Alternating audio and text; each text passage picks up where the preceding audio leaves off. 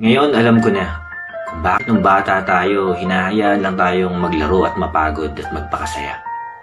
Kasi darating pala ang panahon na mapapagod din tayo, pero hindi para maging masaya. Mas lamang na yung lungkot. Kaya pala inuutusan tayo ng mga magulang natin noon, hindi para pahirapan tayo.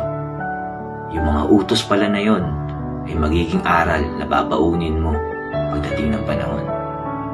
Ngayon alam ko na, kaya pala pinipili tayong matulog at magpahinga sa tanghali, hindi para maging malaki at matangkad tayo.